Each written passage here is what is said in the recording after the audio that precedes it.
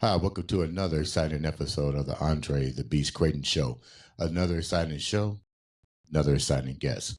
Today, we're going to talk about a new podcast that's about to launch on the Iambeast Network, a show that I put out a couple years ago just as a teaser to see the response that we was going to get from the idea. It went over beautifully. Now it's time to put some hustle behind the muscle, behind the dream. Today on the show, we have 3 law enforcement agents, different regions, who their years of experience says a lot. What they've seen says a lot. The name of the podcast is simply this, Black Shield, a beautifully collaborated podcast around 3 brothers in arms whose job is to protect and serve. On the show today, we have Andre Ewing from Cincinnati, Rasheed Lightford from Atlanta, and the one and the only, you guys listen to him on all the podcast platforms there is, the one, the only, Xcalibur Miller. Welcome to the show, guys. Thank you for having me. Thank you. Thank you. Black Shield. Before we get into Black Shield, let's start with Dre. We're going to do a complete introduction of each one of you guys, and then we're going to get right down to the nitty gritty. How about that? So, Dre, tell a little bit about yourself. What people know me as Brother Dre from Curse Breakers 300. Getting a lot of reviews here lately, even on Facebook, TikTok, especially on what had just currently happened in Cincinnati, being in law enforcement for up to 30 years. So I've been in this game for a while, facing retirement soon. So anything that I say does not reflect the Cincinnati Police Department, no agency or no organization. Will speak freely on my opinion as Brother Dre and Curse Breakers 300 and his journey in law enforcement. Sounds like a winner. Rasheed, tell the viewers a little bit about yourself. Hey man, it's Go by Rasheed. My government is Robert. Go by Rasheed. That's an Arabic name for director, leader. Been in law enforcement for 25 plus years. I'm originally from Indianapolis, Indiana. Currently reside down here in the metropolitan area of Georgia, or Atlanta, Georgia. Just like brother said prior to, I'm a police officer currently. I'm in the command staff at my current department, but anything that I say is not reflective of their policies, their thoughts. I'm not speaking for anyone but myself as a Black man in America, and that's pretty much it. And the one, the only, the man himself, Mr. Xcalibur Miller. What's going on? Tell the viewers a bit about yourself. X. What's up, Dre? Ernest Xcalibur Miller. Got the podcast, The Miller Experience. We on Spotify, YouTube, any other platform you can think of. We on there. Been in law enforcement for 14 years, 3 years detention agency, 4 years municipal, and 7 years statewide. Right, like the guy said, man, my views right now has nothing to do with my agency, just my views. And I think the beauty of this show, people will get to see another side of law enforcement that the media don't show. Thank you, guys. I appreciate that. Black Shield is an idea that me and Brother Dre came up with, and it was so funny because it evolved during a time that we saw men of color getting victimized by law enforcement. And what I thought was really funny was the fact that here's a brother that's in law enforcement that says, you know what, I don't want to turn a blind eye to what I'm seeing, but I really want to have a voice. I want to create a voice.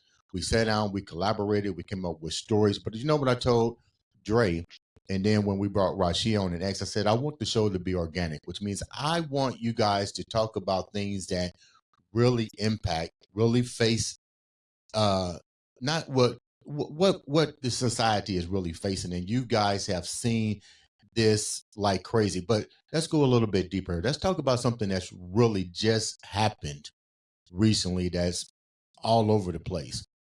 The situation that happened in Cincinnati with the police shooting. And let me first say, this is no reflection on anybody's police department or law enforcement in general. This is what I might call the bird's eye view from people that deal with this every single day. Now, let me recap this from what I understand. And we'll talk about more. This is just the one that's surfacing right now. Here's a stolen car. That's what I heard. A stolen car. And a fleeing in place. Now, I'm not law enforcement, but I'm thinking,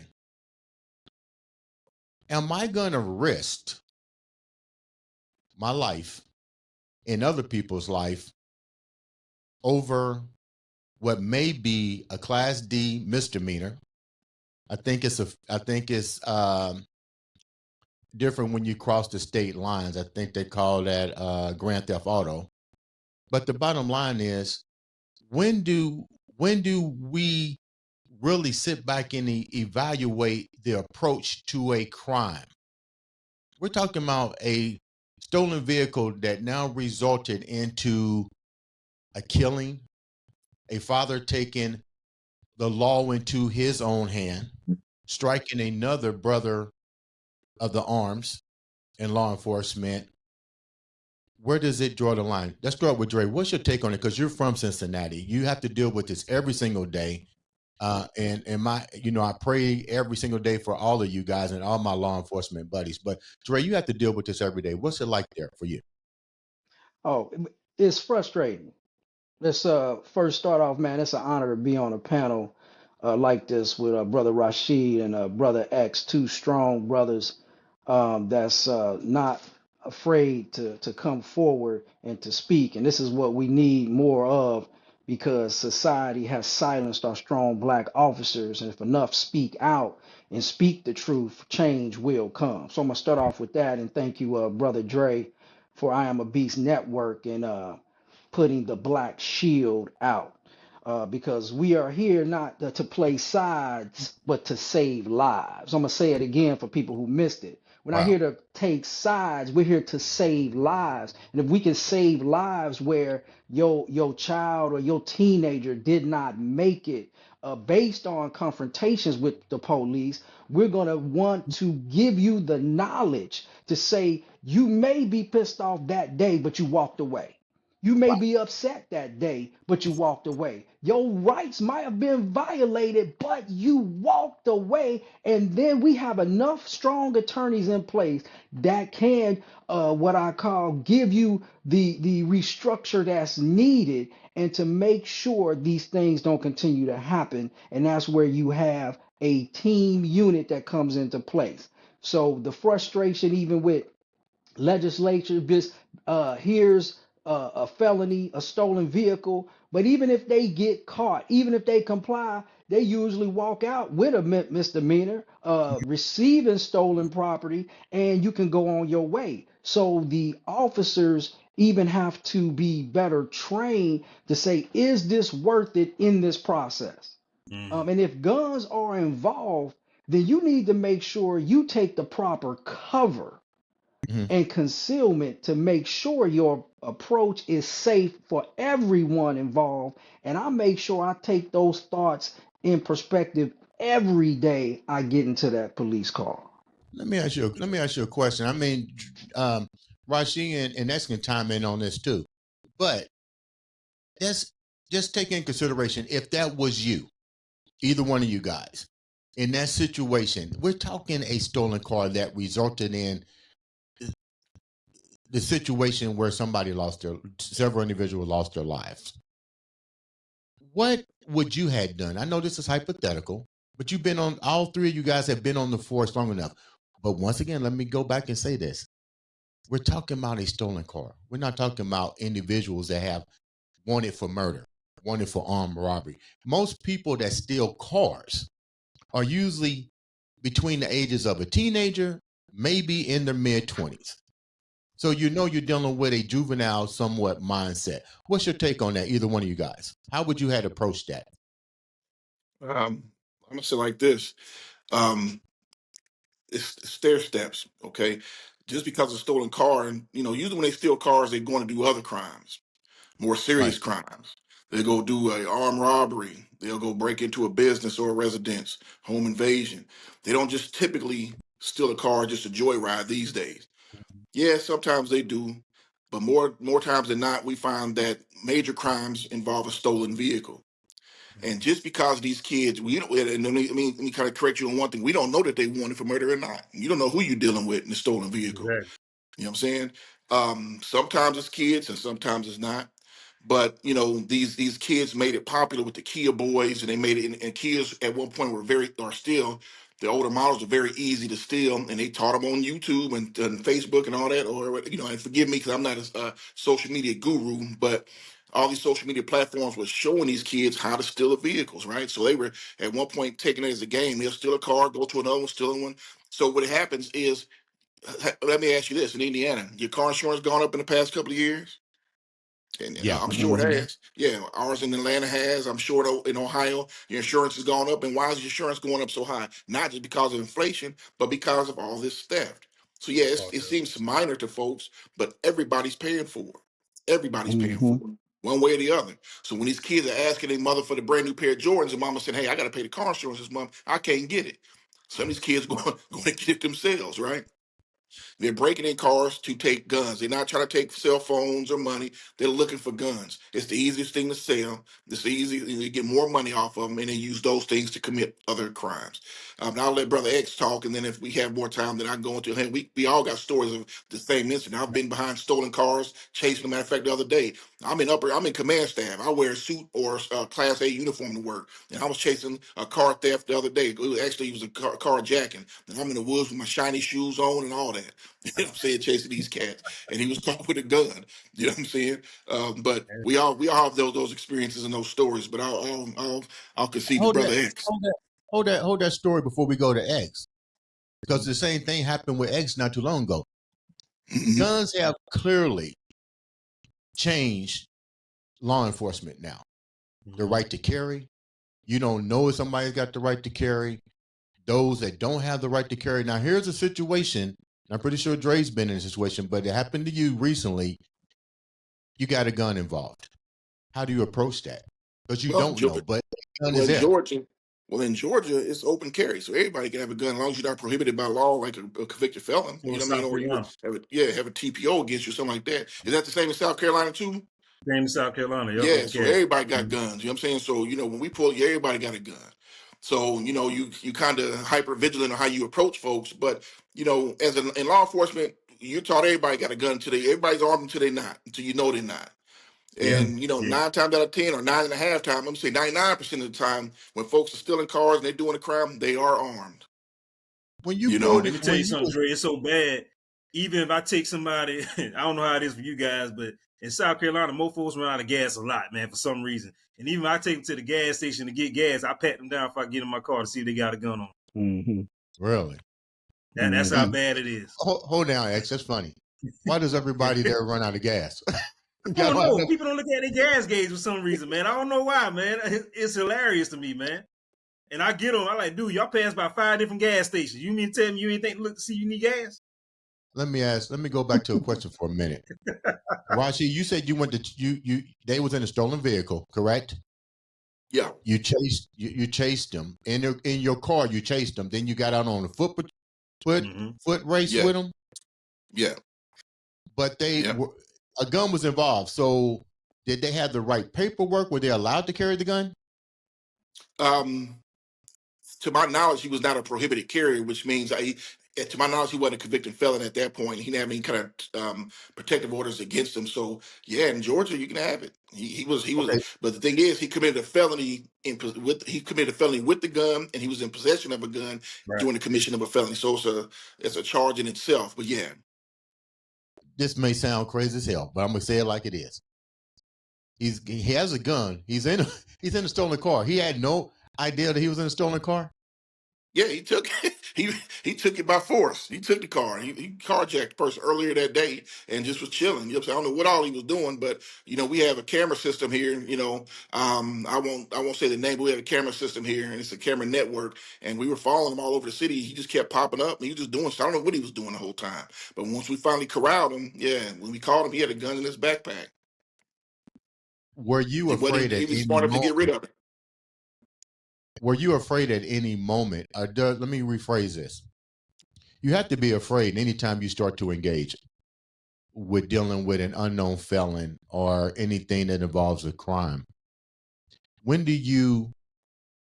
safety precautions did you put in place to protect you? Because you're on your merry way doing whatever you're doing.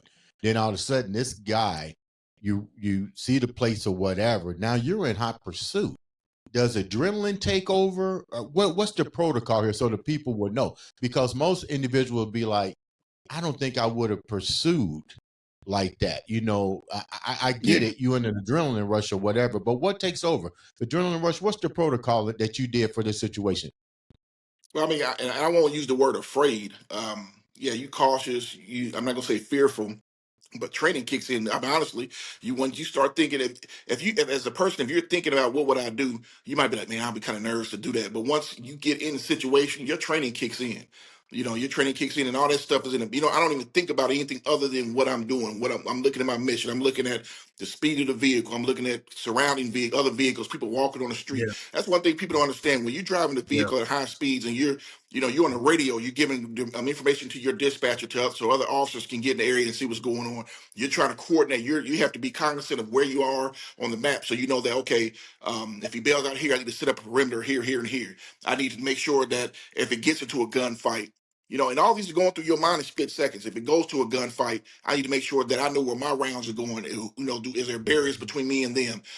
If he gets out before me, am I going to use my vehicle as cover? Am I going to be able to get anywhere else? Am I going to be able to get a high powered rifle out of the trunk? All these things are going through your head in one split second, less than a split second, right?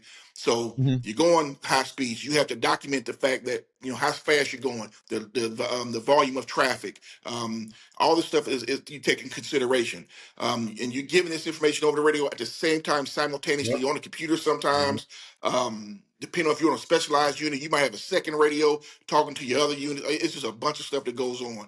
I've been on SWAT, I've been a canine officer, I've been on specialized task force. And so, speaking from experience, yeah, adrenaline takes over, but your training kicks in above all of that, right? So my issue was, I want to get this guy in safe. Do I pit him? Do I stop it quick? But in metro areas, traffic is congested, so you can't really pit him because you're going to pit him into somebody else. So you have to kind of get units in the area, get officers in the area, and try to get him corralled, try to get him cornered. And my biggest thing is I hope that they get out the vehicle. I want them to get out and run because right now the vehicle is a deadly weapon. They drive with reckless abandon. So you want them to get out of the vehicle and at least have enough assets in the area to surround them. And then it's a waiting game. We just stand by, get a perimeter set up, a good perimeter, an external perimeter and an internal perimeter, and we try to get them caught up. And that's what we did. We waited them out. We had K9 on the ground looking The for them. K9, yep. Yeah, we had K9 up. The helicopter didn't come up that time for whatever reason. But we had K on the ground, and then we just systematically piece by piece. And also citizens were a great help because we were in a residential area, so they were coming out. Yeah, I saw him run this way. I saw him run this way. So we had real time information on where this guy was, so we were able to surround him, get him cornered, and take him into custody without incident. It could have gone different if he'd have had that gun in his hand. You know what I'm saying? Mm-hmm. It could have gone different, but thank God he didn't. He had it in his backpack. We took him into custody, and upon searching him, upon his arrest, the gun was located. X, you just had a similar incident. Let me tell you where I'm going with this part. I want the viewers to go into the mind of each one of you guys with an experience. And some of these experiences could go wrong and stuff. But I think we here, and we talked about this off the camera, which we'll get into, the media picking what they want, controlling the narrative, but there's no greater narrative than the narrative that you guys experience coming from your own perspective on what you deal with every single day. X, take me down the journey, which I already know one. But I'm gonna let you pick out one. Yeah, I can't talk about that particular one because we haven't went to court yet for that one. So I know the one I got in the foot chase. We haven't went to court for that. But nah, we've been in dealing with a high speed chase. Same situation. Rasheed said, man, it all depends on the situation, on weather. Y'all guys know weather plays a big factor. If it's raining outside, sometimes we can't do it. Depending on how hard it is raining outside, the location of the area. If it's going into city limits, we can't chase somebody because too many pedestrians out, too many vehicles involved. And God forbid, you know how some of these jokers don't care, man. They're going to hit anybody just trying to get away from us, man. So we got to fall back from that. Now, if the gun is brandished, I want to ask Dre, brother Dre, in the situation in Cincinnati, was a gun shown the reason why the cop shot him? Well, that's what was stated, apparently by the cops, that he brandished the gun. But what has caused the uproar is that there's no video footage that actually show a clear Gotcha. picture Okay. of the gun being banished, and that's the issue with the whole problem. If you think about it, it's really been I'm gonna say white America has built this Frankenstein. They built this process of no trust. They built this system to where we have seen shootings that were horrible shootings, shouldn't have happened, and innocent black men have been killed just being in a car saying, "Hey, I'm gonna do this, pop pop," and the officer would say, "Hey, I fear for my life." And we've heard it so many times that black America got completely frustrated. And so white America law enforcement has built this monster, and now it's basically come back to haunt them because there's no trust. So I get where black society is saying, man, I'm frustrated because they keep lying to us. And the George Floyd was so blatant that people were like, okay, now how can you deny this truth? It's dead in your face. And so now with the video is blurry. Man, like I know, people gonna go, huh? It's Yeah. blurry. Well, Yeah. he did have a gun. Well, we trying to see it. And then they say, well, we heard something that dropped. And then they show a still shot of that it dropped and where it was say, and then they said he picked it back up. But we don't have any proof right now. They haven't released any body cams to show that he picked it back up and then ran. And this is where you have their attorneys questioning how the shooting took place. And was he just running? Did he actually drop the gun and continues to run? Because they said that he dropped it, but then they said he picked it back up. Now, this is where once again I was trying to let people know, if you put the police in positions to draw your fate, you probably gonna lose that particular situation. And that's what I was trying to get to. Because Dre originally asked what we do in that situation. That's why I asked you if the gun was Right. brandished. And I'm gonna keep giving you commands to drop that weapon, and you're not dropping it, bro. At the end of the day, I'm going home to my family. Okay, At but the end of the day, let me ask this question. You or Dre or Rashi can answer this. That incident, according to what they said, the father saw the body cam of the shooting. He took law into his own hand. I get it. He's a father. I get it. Yeah. They're law enforcement. And me and you talked about this, X. I get it. But when does it be? Let me rephrase this, because I want to make sure I get this right. How do we contain lawlessness? Dre just said it. The media has impacted this fear. I get it. White people built this law enforcement society that's coming back to bite them in the ass, where the people don't trust. Open season on blacks have always, in the last couple of years, been a thing in Cincinnati. Me and Dre, we talked about this, even to the point to where I remember living there and they had martial lockdown. I never been in a city that had martial lockdown. That's crazy. Because you shoot unarmed men of color and nobody has taken accountability. This is lawlessness on both sides, but I get it.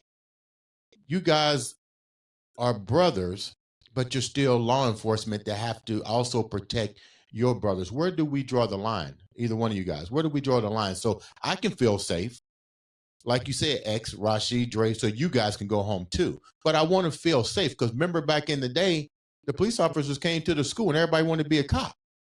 Yeah. Officer friendly. Yeah. It's friendly. Yeah. Well, Yeah. let me say one thing real quick. Just to kind of get this out. A lot of people they look at black men that are police officers as sellouts, and they say y'all was the slave catchers back in the day, and that's Oh how yeah, law enforcement conversation. came about.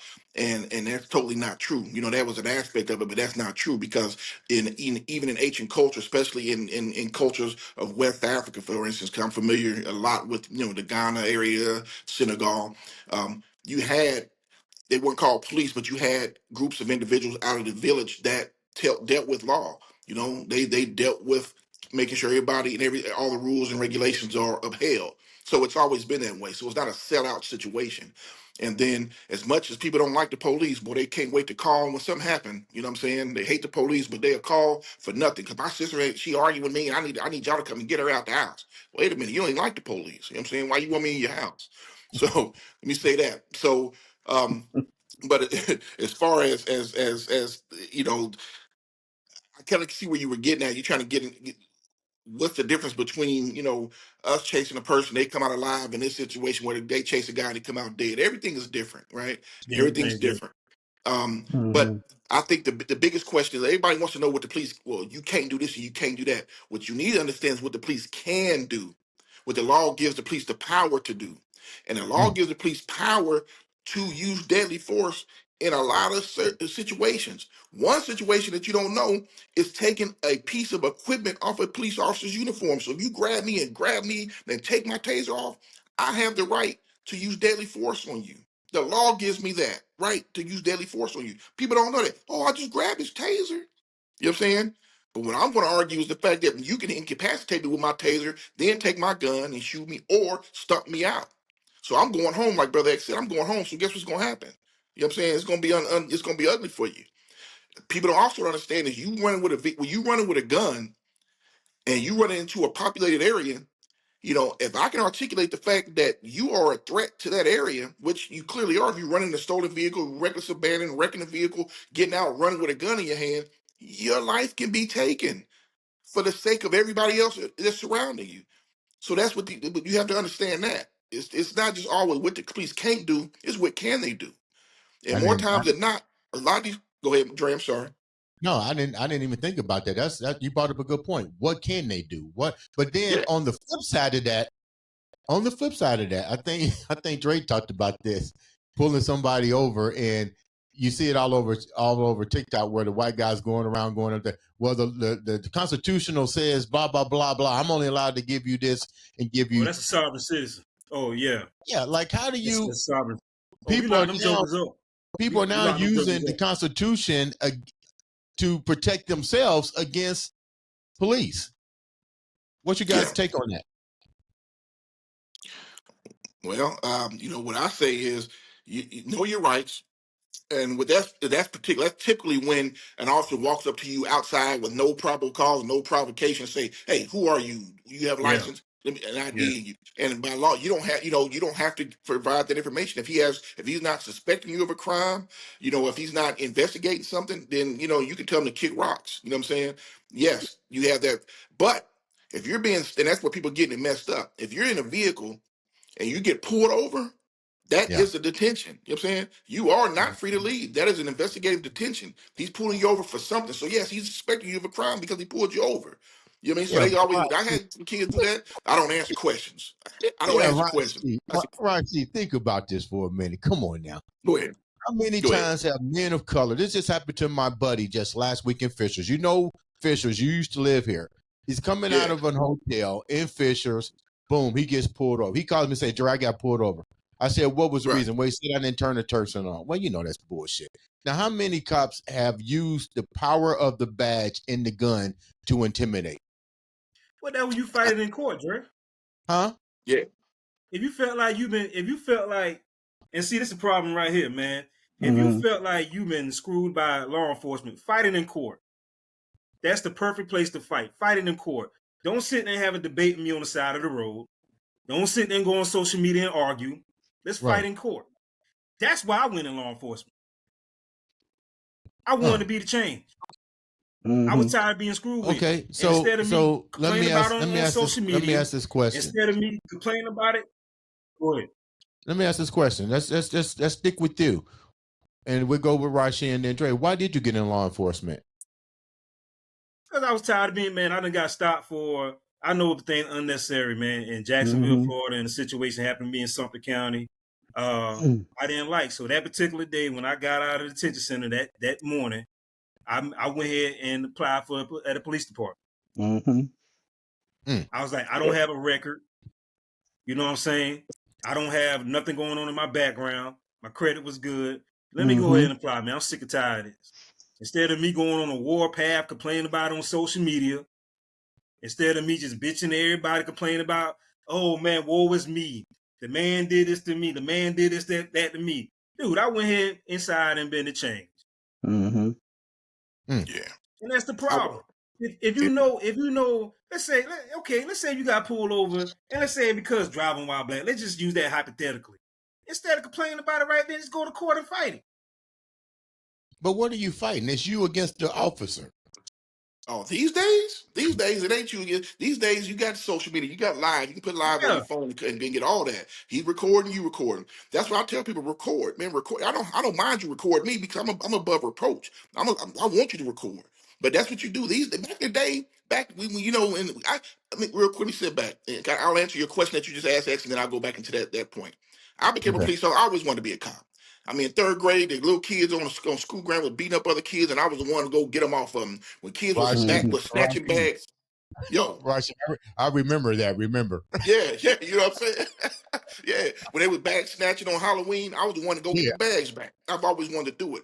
But I've been victimized by police. 'Cause I hung with gangs. I wasn't a gangbanger, but I hung while my buddies was. So I hung with them. So in essence, I was a gangbanger right in their eyes. So I've been victimized. I've been beaten by the police because my first and last name didn't sound like a regular first and last name.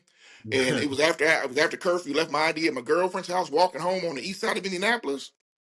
White boy, it was a white and black cop, pulled me over, asked me my name. I couldn't produce ID. They took me behind the store and whooped me. Took me Wow. home and asked my mother my name. When she confirmed my name, their eyes like, oh shit. But guess what? I came in contact with both of them when I became a police officer. But that's the story for a different day. But you know, Mm-hmm. I became a police officer because I've always wanted to be a police officer. Did I necessarily say I want to get in to make change at that point? No, I just always wanted to do it. But I guess in essence I did because I always wanted to be a protector because I've always been that. A lot of stuff you don't know that you can be pulled over for. And if you're in an area that a task force is working for whatever reason, if they're working for a prostitution sting, if they're working to slow down speeders, if they're looking to make contact with you. So they'll find any reason to get in your vehicle to see who you are. And that's the bullshit stuff like the tail light, the plate light, all that stuff. But I also understand criminals use this. They'll take the plate light out so that you can't see the plate. They got the plate flippers now so you can't see the plate so you don't know who you're dealing with. So you make contact with the people. Our department and most departments around the U.S. are taught to introduce yourself and tell that citizen why you're coming in contact with them. Hi, my name is Officer So-and-so. The reason for the stop is this. That nullifies any reason why you stopped me. I just told you. A lot of people get upset because they don't want to be Mm-hmm. inconvenienced. You know what I'm saying? So they're like, man, why are you stopping me? And now you turn it into a situation, like brother said, fight in court. You know where you were when you got stopped. You can get on the phone right then, down 911, say, ma'am, I want to stop. A cop is being rude to me. I need his supervisor or his name, or look at his name, ask for. Most cops are required to give you their name and badge number at this point. And then go home, take the ticket, take whatever you're going to give you, go home, document this, and get with your lawyer and break them off in court. These days, yeah, back in the day, didn't work like that. These days, yeah, you know you gonna have a problem because anytime we get a complaint in our department, we take it serious. Whether it be small, whether it be minute, we take it serious, and we take it. We investigate any complaint as if it was a damn murder. I'm being honest with you. We'll pull GPS location for that vehicle. We'll pull that guy's body camera. We even sometimes, hey, let me see your phone. Were you texting? What was going on? We do everything because now society ain't going for the cover up. They're just not doing it. That's one good thing that's come out of this. I will say that they're not going for the cover up. Only thing I hate is that they just push the narrative that they want to push. Dre, Well, why'd you Dre, get I'm in gonna law come back home. enforcement? I got my mom nursing home blowing me up right now. I'm coming back O- home, okay? Okay, Dre, why'd you get in law enforcement? Man, let me tell you something. Law enforcement is the hardest job in America. Point blank. It's the hardest job in America. Split second decisions. You have with the power of a pen, to change somebody's life immediately. These are some of the things that I looked at. So when I was younger, I got pulled over by a cop.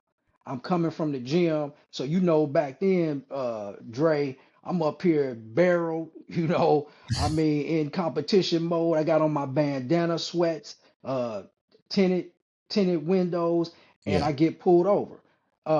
Even in that moment, even back then, my father had educated me. Okay, educated me in the early 80s in high school and even early 90s. He educated me all through my life. Man, you put both hands on that steering wheel, you roll down all your windows, and everything you say is yes, sir, no, sir, yes, ma'am, no, ma'am. He said, because automatically you at a disadvantage Yeah. off the rip. He said the perception, the mindset, this man is nervous. You have no idea what his mindset is approaching you. And that's exactly what I did. Made sure I was on point. Even though I knew and felt the officer violated my rights, I still sat back and gave him the ultimate respect. Now, what's deep is we go to court. When we go to court, even back then, my father had raised me how to present myself in courtrooms. I come in with an entire suit and tie. I'm buttered down, clean cut, and I did my research on how to respond in a courtroom. Mm. When the officer got up to tell his side, he was confused, and they asked, "Is that the person you stopped at defense table A?" And he said, "Well, it looks like him." But Mm. he wasn't dressed like that day. He even said it, which already messed him up based on my articulation and even the questions. And he had some flaws on the citation. And the judge said, not guilty. And it was a red light violation. So those were the things that said, you know what? I need to get in the game to Mm. be able to change the game Right. and to be that face. Because I'm gonna tell you, people want you want to see Brother Dre on your radio run if you feel like you being violated, so I can keep you calm and make sure that your mind is focused on getting to the next step and giving you those resources that you need. Because when we get in court, and Brother Rasheed could attest to this, man, we look crazy. Guys come in looking foolish. They look like, man, I'm gonna rob you in this situation where their articulation is terrible, their Mm. presentation is horrible, and they usually get found guilty because they walk in court ignorant. Mm. And then they behind enemy lines and they don't know how to adjust. And then they got to pay an attorney or what they call a public pretender who could care less about them. Mm. So we got to, that's why I said we have to become aware and educate ourselves on how to stay alive and present the proper information and evidence. You That's brought up right. something. You brought up something that was really cool. You brought up something that really cool. You want Brother Dre to be called on a situation like that. You want somebody like Rashi to be called on a situation like that. That isn't always the case. But you also brought up something that was really crucial here. Knowing how to respond to law enforcement. What do you guys think are the three biggest issues that civilians deal with when it comes into dealing with you guys in law enforcement? Is it our attitude? Is it our ignorance of the law? What is? Because you're right, Dre. You gonna have to either know how to play the game or you're gonna get victimized by the game. Why do we keep getting victimized by the game? Either one of you guys. Well, like you said, not knowing how to respond, not knowing how to articulate yourself. The biggest thing is you're not, if an officer has made up his mind to do whatever, he's pulled you over, he's made up his mind what he's going to do. Ain't no sense in trying to talk him out of it at that point. Let him go on and do what he's going to do. But like you said, he had his hands on the steering wheel. He had the windows rolled down because put yourself in a law enforcement officer's foot in their perspective. They're pulling you over. They don't know who you are. They don't know what you have, what you've done. If you're wanted for murder, they don't know what's going on with you. So when they're walking up to your car and they can't see in the windows, their senses are heightened. They have their hand on their weapon. You're trained to have your hand on your weapon and just cover it just in case you need to pull it quick. So you're already covered up. You watching, trying to see who you have in this vehicle. That's the perspective of a law enforcement officer. As a person, you seen him walk up on you, man, why he got his hand on his gun? Man, why he even stopped me?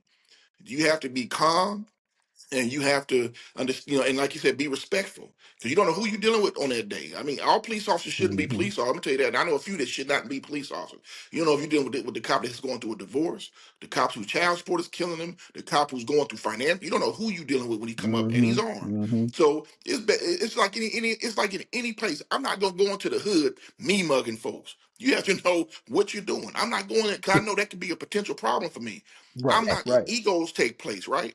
Egos is everybody has egos. So I don't know who's coming up. Just like that cop don't know me, I don't know him. So I'm gonna give him the benefit of the doubt, and I'm gonna give him what he wants and do what he asked me to do. And if I feel that I've been violated, then I'm gonna deal with it on a different scale.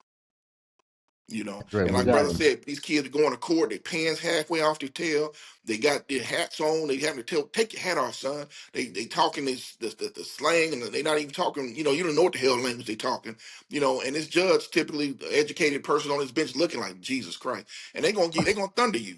They're gonna thunder you because first of all, you disrespectful. You came into their courthouse disrespectful. It's like me coming to your house, Dre, with my motherfucking shoes with mud on, and just walk up in that mud stomping through your house. I've Yeah, disrespected you. So now you look like, okay, Cinnamon. You got bring somebody in, and he like, what's up? My name is C. You like, what?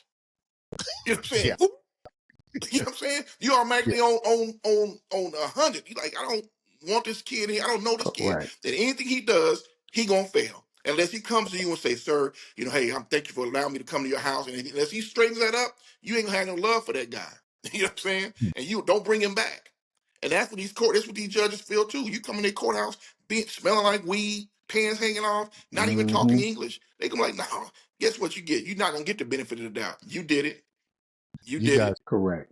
you guys talked about something about some officers don't need to be officers. You don't Yeah. have to give any names, but if you had to give a percentage based on the years that you guys have both been in law enforcement, before we wrap up, what's the percentage? Because I know firsthand when I went back to college for my degree, and they had a law enforcement division there at Lorraine Community College, and I'm watching these kids coming in, and I got to be real. There was a bunch of Caucasian kids because I went to Lorraine Community College in Ohio to finish my degree. And I hate to say it, those guys like they've been intimidated, bullied, and beat up. And I asked myself, I remember telling myself, they can ready to give these guys a gun. What's your take on that? How should I know there's no clear cut answer, and you guys aren't here with Black Shield to give clear cut answers. Basically, some insight, education is what the show's about, educating. But there's no clear way of doing this. You got to fill the job quota. But get real. Some of the people, I'm afraid of someone that, unlike you, Rashi, we grew up, so I know your mindset. I don't know these other people's mindset. What needs to change as far as evaluation? How many times should a person be evaluated in law enforcement to avoid exactly what you just said, Rashi? I don't know who I'm dealing with, and they don't know who they're dealing with. But the difference is you got the badge and the gun. People respect the badge, they fear the gun. Yep. I think that things are in place to try to weed out bad actors, right? You have to take a psych test. You go through your interview process. So I don't know what can be done better there. I mean, other than what they're doing, because anybody can lie. I mean, you can lie, you can fake, you've been with females before that you thought, oh, this was the one, and then next thing you know, you got red flags popping up. Like, where did that come from? So Mhm. people can fool you. People can fool you. One thing is we need to put more on each other as police officers to make sure we know if we see one of our partners going overboard, we need to stop. This am I my brother's keeper? That works in race, that works in family, and that works even in business. So if I see one of my fellow officers going too far or getting hyped, I need to pull them back. Hey, bro, I got this. You go calm down. Those are things we need to put more back on ourselves with that, because like Brother Dre was talking about earlier, how this job is the hardest job in the world, is because you're trained to be a police officer. You're trained to enforce laws and regulations, rules and regulations. But anytime you get a call, you can be a counselor. You have to literally diagnose mental health at a glance, because you walking up on a person and you see certain attributes of this person that figure that he might not be all there together. You're not no doctor. The doctors go to school for years to be able to do that. But you're a cop. You have to be a psychologist, a mother, a father, a teacher, a mentor, an enforcer, all this at one time. And that's a lot to put on a person. So, one good thing, training is real beneficial. And there's a lot of training out there for officers to learn how to do more, these things. But again, you're one person. Doctors go to school to be a doctor, and then they might take a specialty. They're not taking a whole bunch of different schools and stuff and have all that on their mind. Police officers have all this, a piece of everything on their plate. And that's hard, right? But I think the biggest thing is for us to make sure that we let our counterparts know if we see something going on, hey, man, you all right today? Man, I'm going through a divorce. Brother, why don't you take a couple of days off? You know what I'm saying? They have these things in place in these departments. People just have to use them. Cops don't want to be seen as weak, so they won't go to a psychologist. They won't use some of these programs that are available in most police departments. They just want, because I don't want to be taken off duty. I want to remain fit for duty. That's the thing called fit for duty. If they feel that you're not fit for duty, they can remove you from duty. So they don't want to use these resources. But as police officers, we have to, one, make sure we're able to take those, if we're going through issues, to use those resources. Two, look out for our other guy, because honestly, if he gets suspended or taken off duty, I'd rather you do that than you go out and kill somebody or yourself, and then everybody's screwed. So listen, we have to, as police officers, look out for each other and not just protect each other's back from an opposing force, but from ourselves. We have to. Dre, what's your take on that? Yeah, I believe number one, you got about 10 or 20% that slip through the cracks. A lot of police departments are built on family basis. Well, since I know you, I grew up with you. Police legacy is huge. I like the way you said that. In the family, and so if they can be the worst ever, but still be in a position to be moved up, and the whole system is political. I believe they need to implement what I call a panel committee from the community. So the community you serve, let's also have a panel community of different diverse people to say, how would you respond? Let's get a attitude from this officer who probably never been around black people except for what he's seen on TV or his training or her training, which is a problem. How is the training put in place when individuals see criminals? Because I tell you, there's a psychological effect that if you only see or hear that black people do evil, You're going to then perceive it. you will look at them in a certain way that they will kill me or respond to me be quicker. Because brother Rasheed, me, you, and Dre, we can go into the hood and still go into a party or places, and they be like, oh man, what's up, brother Rasheed? What's up, brother Dre? And they still cool. Right. But a white person's not gonna do that. So who does white people usually hang around? White people. And Mm. so they're comfortable. So even if when people say, well, what about the person who has they got a gun and they talking them down, because that's all they hang around. Mm. So we have to change the narrative in the process of how you can talk to people, present things, and like brother Rashid said, man, what's going on with you today? I said an officer should be evaluated every 3 months. Wow. Every 3 months, come in for a nice, thorough, man, you doing okay. Because like he said, man, you are having to navigate people's lives in your hands. And on the flip side, what's going on in your own house, probably where you being disrespected. Police got the highest suicide rate. Police got one of the highest divorce rates. Wow. They got the one of the highest narcotic rates of alcoholism. Come on, man. So Wow. you are expected to do some of the greatest things in protect and serve, but yet you're not getting serviced according to the system to help you out to protect and serve. With that said, I appreciate you guys coming on and sharing and launching Black Shield. Dre and Rasheed, thank you for helping me come up with the creative mindset to do this. This is definitely a need. But why don't you guys both tell me, why is there a need for such a podcast in your mind? Let's start with you, Rasheed. Well, because social media is so big and putting all the negative stuff out, so it's good to put a positive spin. And it's not necessarily, I don't really say positive spin, but a different mindset to it. Put faces to it, because a lot of people don't know these police. They just know what the media, how they introduce them. With this, you're going to be able to meet us, know what our struggles, know what we're going through, and then reading, kind of going through our mindset.